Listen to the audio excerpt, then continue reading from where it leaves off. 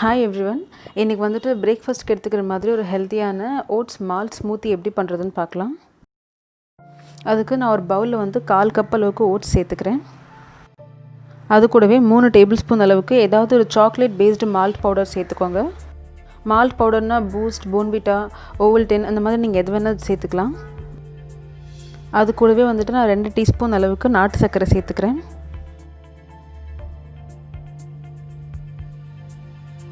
இப்போ இது எல்லாத்தையும் ஒன்றா நல்லா மிக்ஸ் பண்ணி விட்டுக்கலாம் ஒரு ஸ்பூன் வச்சு.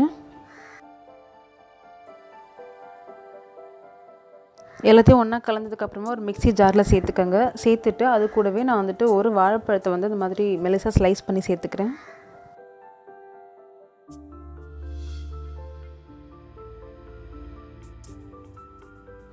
இது கூடவே 1 கப் அளவுக்கு நல்ல சூடான பால் சேர்த்துக்கிறேன்.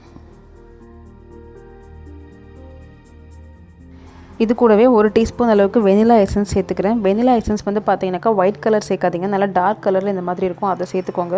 அப்போ தான் உங்களுக்கு நல்லா ஐஸ்கிரீம் ஃப்ளேவர் கிடைக்கும். இப்போ இது எல்லாத்தையும் வந்துட்டு ஒன்றா வந்து மிக்ஸியில் நல்லா ஸ்மூத்தாக அரைச்சி எடுத்துக்கலாம். அவ்வளோதான், ரொம்பவே ஈஸியாக ஹெல்த்தியாக அண்ட் ரொம்ப டேஸ்டியான ஒரு ஓட்ஸ் மால்ட் ஸ்மூத்தி ரெடி. இது வந்துட்டு பார்த்திங்கன்னா ரொம்ப டேஸ்ட்டாக இருக்கும். அண்ட் இந்த டேஸ்ட்டுக்கு மெயின் ரீசன் வெனிலா எசன்ஸ், அதை நீங்கள் டார்க் எசன்ஸ் தான் சேர்க்கணும். அண்ட் இந்த ஹெல்த்தியான ஸ்மூதி ரெசிபி கண்டிப்பாக ட்ரை பண்ணி பாருங்கள் உங்கள் பிரேக்ஃபாஸ்ட்டுக்கு. அண்ட் தேங்க்ஸ் ஃபார் வாட்சிங்.